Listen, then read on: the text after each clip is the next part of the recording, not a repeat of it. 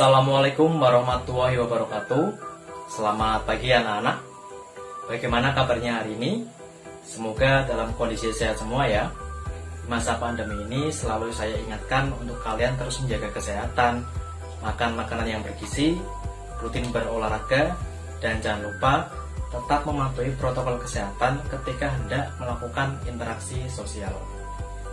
Nah, sebelum mulai pembelajaran, mari terlebih dahulu kita berdoa supaya apa yang akan kita pelajari pada pagi hari ini bisa bermanfaat dan berkah untuk kita semua.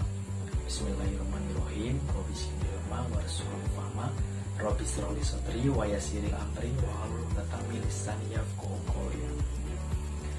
Nah, alhamdulillah pada kesempatan kali ini kita bisa bertemu lagi dengan Ustadz Fuad di mata pelajaran Bahasa Indonesia ya. Pada pertemuan sebelumnya, kita telah mempelajari pengertian, fungsi, dan jenis-jenis dari teks pidato. Nah, pada kesempatan kali ini, kita masih akan melanjutkan materi teks pidato dengan tujuan pembelajaran adalah sebagai berikut. Yang pertama, kita akan mempelajari struktur dari teks pidato. Dilanjutkan nanti kita akan menelaah unsur-unsur penting yang ada pada teks pidato.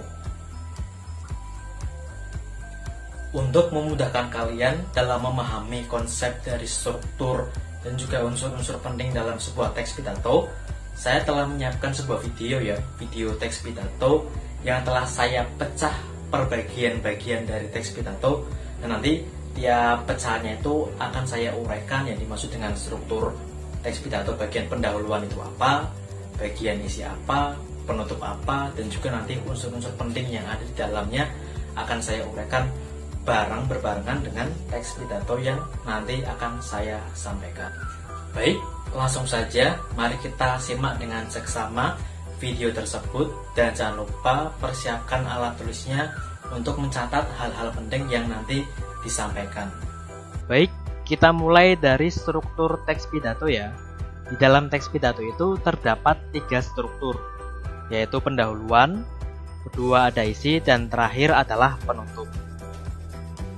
Nah, yang dimaksud dengan pendahuluan itu adalah awalan dari sebuah pidato yang berisi sekadar basa-basi maupun tegur sapa sebelum kita menyampaikan inti atau maksud dari pidato yang ingin kita sampaikan.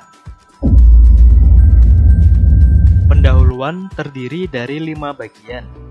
Pertama ada ucapan salam, dilanjutkan mukadimah, ucapan penghormatan, ucapan pujian kepada Tuhan, dan diakhiri dengan sholawat kepada Rasul. Nah, bagaimana praktiknya dalam pidato yang sesungguhnya? Mari langsung saja kita simak bagian pidato dari pendahuluan. Assalamualaikum warahmatullahi wabarakatuh. Selamat pagi, salam sejahtera bagi kita semua. Nah, ucapan salam biasanya berupa ungkapan Assalamualaikum warahmatullahi wabarakatuh. Kalau dilanjutkan dengan selamat pagi, selamat siang, atau selamat malam menyesuaikan dengan kondisi waktunya. Alhamdulillahirrabbilalamin, wabihi nasta'in, wa ala umuri dunya watin, wassalatu wassalamu ala asrofil anbiya'i wal mursalin, sayyidina wa maulana Muhammadin wa ala alihi wa sahbihi ajmain, amma ba'du. Dalam pidato bernuansa islami, biasanya juga terdapat mukadimah. Sebenarnya fungsinya hampir sama seperti pembukaan, namun dengan menggunakan bahasa Arab dan ditambah dengan beberapa doa-doa. Yang terhormat Kepala SMP IT As-Salam Boarding School Pekalongan, Ustadz Muhtadin SPDI. Yang saya hormati Dewan Asatidz SMP IT As-Salam Boarding School Pekalongan. Yang saya hormati staf dan pegawai SMP IT As-Salam Boarding School Pekalongan, serta tak lupa teman-teman seperjuanganku, santri-santri SMP IT As-Salam Boarding School Pekalongan yang saya cintai dan saya banggakan. Selanjutnya adalah ucapan penghormatan. Dalam ucapan penghormatan itu terdapat hierarki atau urutan dalam mengucapkan penghormatan. Biasanya dimulai dari yang paling tinggi, lalu turun ke bawah dalam pengucapannya. Pihak yang dianggap paling tinggi dalam ucapan penghormatan biasanya menggunakan istilah yang terhormat.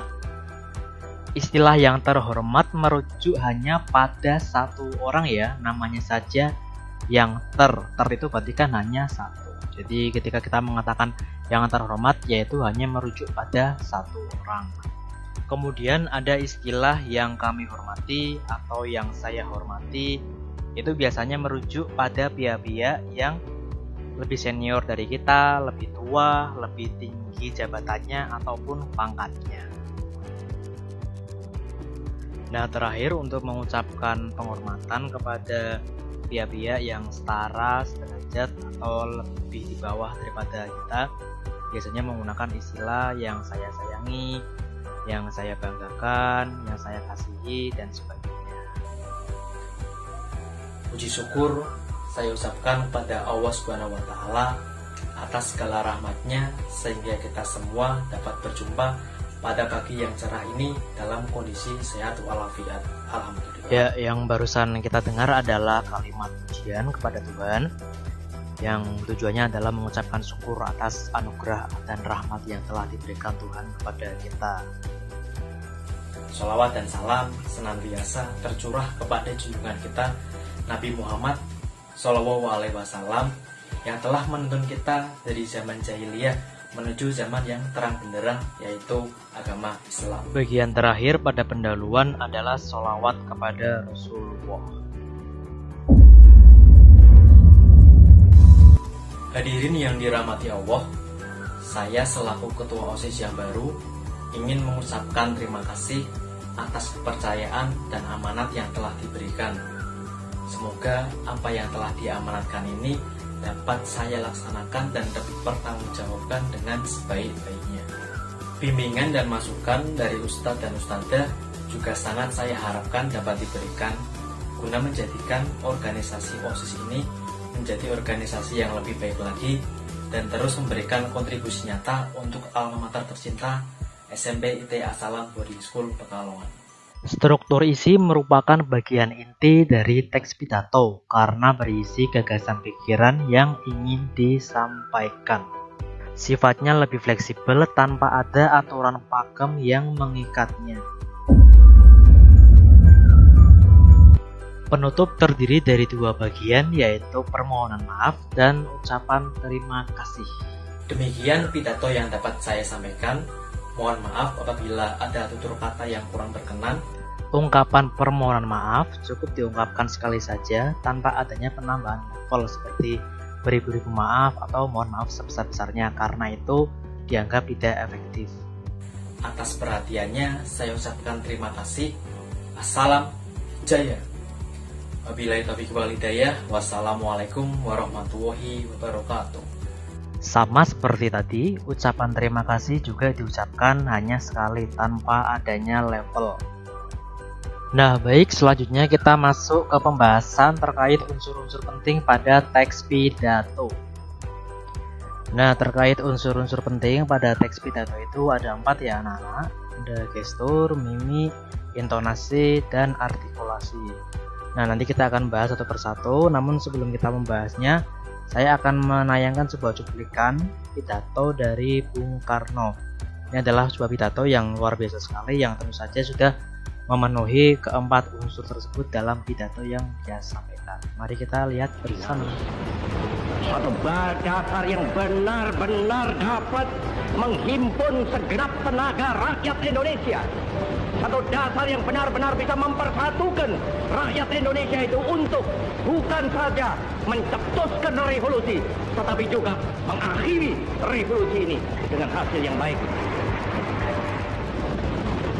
Maka aku adalah sebenarnya utusan, wakil daripada revolusi Indonesia. Revolusi Indonesia ini bukan revolusi Soekarno, tetapi revolusi daripada seluruh rakyat Indonesia. Nah anak-anak, bagaimana pendapatnya terhadap pidato yang barusan dilihat? Tentu saja luar biasa sekali ya, sebuah pidato dari Bung Karno. Setelah kita menyimak video pidato tersebut, kita bisa melihat ya gambaran sebuah pidato yang telah memenuhi keempat unsur tadi, yaitu gestur, mimik, artikulasi maupun intonasi. Jadi kan ketika kita berpidato dengan menggunakan keempat unsur tadi, tentunya pidato kita akan semakin persuasif, akan semakin mudah untuk mempengaruhi orang untuk mengikuti atau melakukan apa yang ingin kita sampaikan, seperti itu. Kita akan bahas satu persatu. Yang pertama kita mulai dari gestur ya.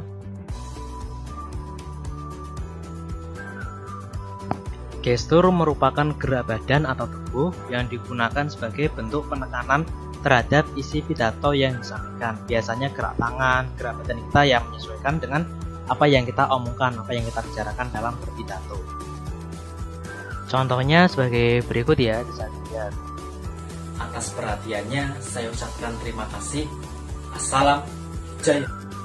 Nah, bisa dilihat ini pergerakan tangan saya mengikuti apa yang saya sampaikan ya, ketika saya bicara dengan berkobar-kobar, penuh semangat.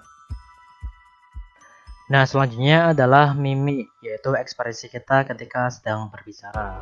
Kalau yang dibicarakan senang ya harus senyum, ketika bela sungkawa ya ekspresinya harus sedih, jadi mengikuti ya dengan apa yang disampaikan. Assalamualaikum warahmatullahi wabarakatuh. Selamat pagi, salam sejahtera bagi kita semua. Nah, bisa dilihat ya, ketika saya mengucapkan selamat pagi, saya menyampaikannya dengan ekspresi wajah sambil tersenyum.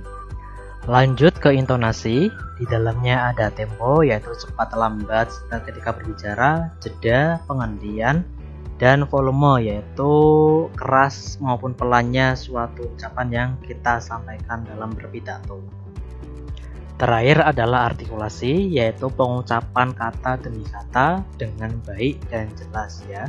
Jadi memang harus jelas. Biasanya kan kita sering mendengar orang kalau berbicara itu diseret, nah itu kan tentu kan akan sangat susah ketika kita memahaminya dan menjadikan pidato kita tidak persuasif atau sangat sulit untuk mempengaruhi orang ketika kita berbicara dengan artikulasi atau pengucapan kata demi katanya yang kurang jelas. Baik, itu tadi materi terkait struktur dan unsur-unsur penting pada teks pidato. Semoga kalian dapat memahaminya dengan baik ya. Nah anak-anak, setelah kalian menyimak video tersebut, tugas pada pertemuan kali ini adalah nantinya kalian akan menganalisis struktur dan unsur-unsur penting pada sebuah pidato yang pidatonya sudah saya bagikan di Google Classroom ya. Jadi tautannya sudah saya bagikan di Google Classroom. Silahkan kalian unduh, kalian baca dengan seksama, lalu kalian analisis pidato tersebut dengan tepat. Setelah selesai tugasnya, silahkan tugas tersebut dapat dikirim via Google Form ya, dengan tautan yang juga sudah saya bagikan di Google Classroom. Silahkan dikerjakan dengan baik dan jangan lupa untuk dikumpulkan. Begitu ya untuk pertemuan kali ini. Nah, apabila masih ada hal-hal yang belum jelas, silakan bisa tanyakan langsung ke saya via WA.